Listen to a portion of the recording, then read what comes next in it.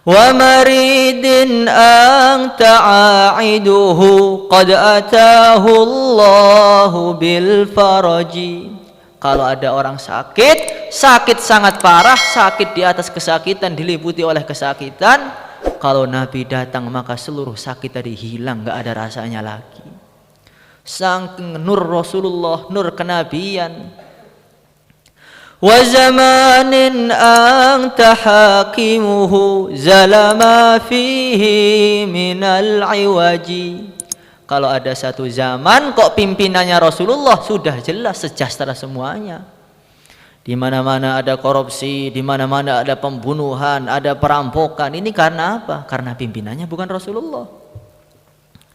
Hadirin yang dimuliakan oleh Allah Subhanahu wa taala, akhlak beliau begitu sempurna.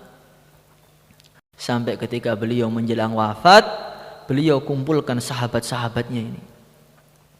Beliau mengatakan, wahai sahabat-sahabatku, siapa di antara kalian yang merasa pernah saya sakiti? Siapa di antara kalian yang pernah saya ambil haknya? Siapa di antara kalian yang tidak saya tunaikan haknya? Hendaklah membalas sekarang juga, kata Rasulullah. Maka sahabat ketika itu terdiam semua, karena mereka merasa Rasulullah orang yang paling sempurna, sudah menunaikan haknya semuanya. Maka tiba-tiba ada satu sahabat angkat tangan, ya Rasulullah, dulu dalam suatu peperangan engkau pernah memukul saya ya Rasulullah. Padahal sahabat ini dipukul karena dia salah dan Rasulullah tidak sengaja. Maka Nabi mengatakan, silahkan membalas sekarang juga. Pimpinan para nabi, pimpinan para rasul, yang dikatakan dalam satu hadis yang maknanya sahih, laulaka ya Muhammad ma khalaqtul aflaq. Kalau bukan karena engkau wahai Muhammad, tentu tidak akan saya ciptakan alam semesta ini.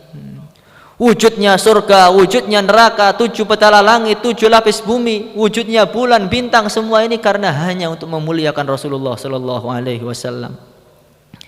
Tapi begitu tinggi akhlaknya, beliau mengatakan, sudah balas sekarang juga. Maka sahabat-sahabat yang lain berdiri, ya Rasulullah, kami saja siap diapakan, siap dibunuh, siap dipenggal lehernya, siap, asalkan jangan engkau yang terluka ya Rasulullah. Nabi mengatakan, tidak, yang berbuat saya, yang dibalas harus saya. Saya tidak mau punya masalah dengan sahabatku ketika di akhirat nanti. Maka sahabat tadi mengatakan, ya Rasulullah, dulu ketika engkau memukul saya ini dalam keadaan tidak memakai baju. Engkau sekarang menggunakan baju, saya ingin baju engkau dilepas. Maka ketika itu Rasulullah sallallahu alaihi wasallam melepas bajunya, tampaklah putih kulitnya, keindahan wajahnya yang mana lebih terang daripada matahari. Maka sahabat tadi langsung merangkul Rasulullah, ya Rasulullah, inilah yang saya maksud ya Rasulullah, saya ini ingin tubuhku bersentuhan dengan engkau sehingga tubuhku tidak bisa lagi disentuh oleh api neraka.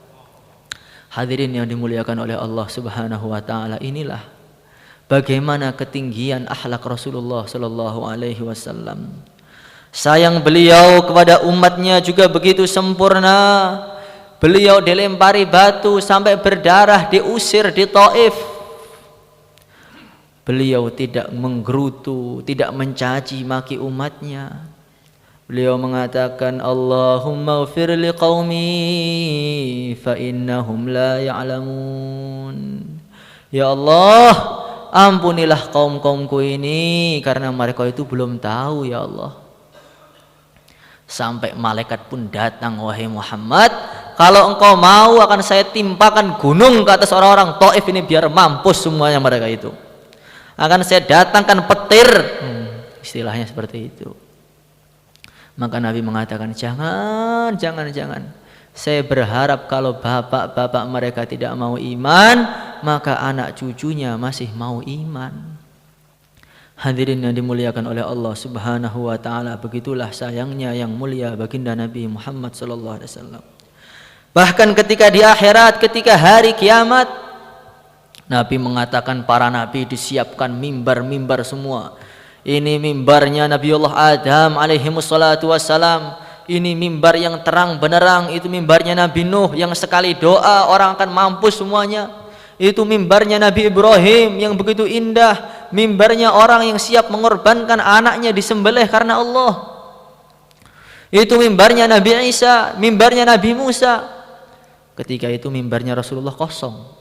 Mimbar yang paling indah ternyata kosong, gak ada isinya ketika itu. Maka Nabi mengatakan ketika para nabi sudah duduk, sudah tinggal di mimbar-mimbar mereka, ketika itu aku sowan kepada Allah. Karena saya ini khawatir kalau tiba-tiba Allah memasukkan saya ke surga sedangkan umat saya masih dalam keadaan dihisab. Maka Allah berfirman, wahai Muhammad, apa yang kamu inginkan untuk umatmu ya Muhammad? Nabi mengatakan, ajil hisabahum ya Allah, ajil hisabahum, ajil hisabahum. Cepatkan hisab mereka ya Allah, mereka itu orang-orang lemah, kasihan. Cepatkan hisab mereka ya Allah. Maka Nabi mengatakan, tidak henti-hentinya saya mensyafaati sampai malaikat penjaga neraka mengatakan, ya Muhammad, ma taraktun nar fi ummatika min baqiyatin, ma taraktun nar li ghadabi rabbika fi ummatika min baqiyatin. Wahai Muhammad, karena saya ini khawatir Tuhanmu murka kepada aku, tidak saya sisakan sedikit pun dari umatmu yang tinggal di neraka. Sudah saya keluarkan semuanya.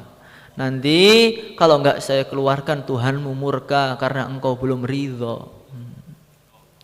Allah subhanahu wa ta'ala berfirman, wala sawfa yu'tika rabbuka fatardha. Allah berjanji akan memberi Rasulullah sallallahu alaihi wasallam sampai Nabi puas. Dan Nabi tidak akan puas kalau masih ada umatnya di neraka yang iman, yang Islam. Maka saking sayangnya Nabi di dunia, di akhirat, maka para sahabat itu setiap hari yang dipikiran Rasulullah terus. Dalam satu peperangan, seorang wanita ini datang menjemput pasukan yang perang datang. Dia mengatakan, bagaimana keadaan Rasulullah? Katanya. Orang-orang mengatakan, bapak kamu telah mati dalam peperangan. Bagaimana keadaan Rasulullah? Suami kamu telah wafat dalam peperangan, katanya. Bagaimana keadaan Rasulullah? Anak kamu telah syahid dalam peperangan. Dia mengulang lagi, bagaimana keadaan Rasulullah? Rasulullah tidak apa-apa. Semua musibah asalkan Nabi tidak apa-apa, kecil semuanya. Ini sayangnya para sahabat kepada Nabi Muhammad sallallahu alaihi wasallam. Sampai datang satu sahabat, wajahnya pucat, tubuhnya kurus, tampak lemah. Namanya Thu'ban. Nabi mengatakan, amaradun anta am asabaka waja'un ya Thu'ban? Kamu itu sedang sakit atau bagaimana, atau kurang sehat atau bagaimana? Sayyidina Thu'ban mengatakan, kullu dzalika lam yakun ya Rasulullah, ghaira anni uhibbuk. Saya ini bukan sakit ya, bukan enggak sehat juga ya Rasulullah. Hanya saja saya ini cinta dengan engkau ya Rasulullah. Saya ini duduk dengan anak saya di rumah, bercanda dengan mereka, ngobrol dengan istriku, tapi yang terbayang wajahmu terus ya Rasulullah. Tidak akan sembuh kecuali saya datang ke majlis-majlis engkau ya Rasulullah.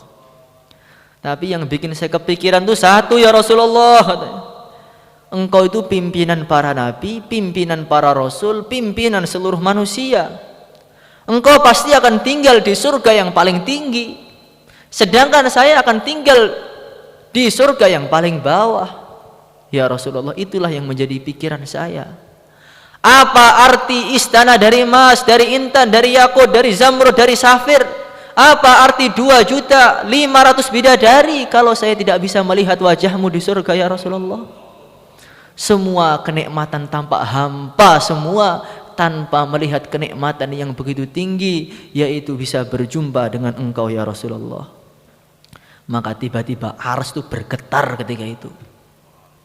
Datanglah Jibril dari langit turun ke bumi, membawa satu ayat, wa may yuti'illaha war rasul faulaika ma'al ladzina an'ama Allahu 'alaihim minan nabiyyin was-siddiqin wasyuhada'i was-salihin wa hasuna ulaika rafiqa. Barang siapa yang taat kepada Allah dan Rasulnya, maka mereka akan dikumpulkan bersama para nabi, para rasul, siddiqin, syuhada, salihin di surga sana. Itulah kecintaan para sahabat. Maka Sayyidina Anas mengatakan, tidak ada perkara yang lebih menggembirakan kepada saya melebihi sabda Nabi, innaka ma'amman ahbabta, engkau akan dikumpulkan bersama dengan engkau orang yang engkau cintai. Dan saya ini cinta Nabi, cinta Sayyidina Abu Bakar, cinta Sayyidina Umar, maka saya berharap dikumpulkan bersama mereka walaupun amal-amalku tidak setingkat dengan mereka. Para hadirin yang dimuliakan oleh Allah Subhanahu wa taala, maka bagaimana kita tambah kegembiraan lagi, perbarui kegembiraan lagi, kecintaan kita kepada Rasulullah. Sebagaimana dulu para sahabat, bukan hanya cinta Nabi, tapi juga cinta dengan usaha Rasulullah. Wajaba syukru alaina mada'a lillahi da. Wajib kita syukuran selagi masih ada orang dakwah. Ini syairnya para sahabat 1400 tahun yang lalu. Wajib kita bersyukur selagi masih ada orang yang mengajak kepada agama. Gembira dengan Nabi, gembira dengan usaha Nabi. Bukan hanya itu saja.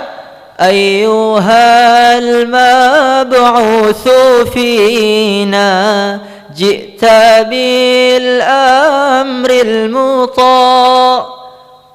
Ya Rasulullah, engkau perintahkan kami apa saja, kami siap berangkat sekarang juga.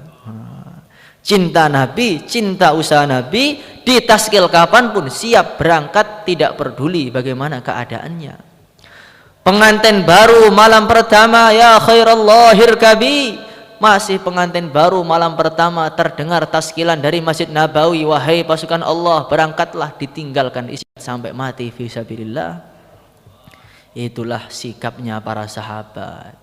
Maka bukan hanya cinta Nabi, tapi meneruskan perjuangan Nabi, sehingga kita mendapat doanya Nabi, rahimallahu khulafai alladzina yuballihuna anni. Semoga Allah merahmati penerus-penerusku, orang yang selalu menyampaikan agama dari aku. Kalau orang sudah dapat doanya Nabi, beres seluruh masalahnya. Maka kita berdiri dengan niat agar kita ini bisa membuat Rasulullah tersenyum di kuburan beliau. Nabi gembira, Nabi mengatakan memang umatku yang ada di Temboro itu selalu menggembirakan aku. Sehingga ditunggu di padang mahsyar, kita akan diberi minum dari tangannya yang mulia baginda Nabi Muhammad sallallahu alaihi wasallam. Ditunggu di telaga Kautsar sana, ana faratukum alal haud. Kita akan diberi air yang lebih manis daripada madu, lebih putih daripada susu. Setelah minum tidak akan haus selama-lamanya. Tapi kalau kita enggak mau dakwah, khawatir Nabi tidak lagi ingat kepada kita.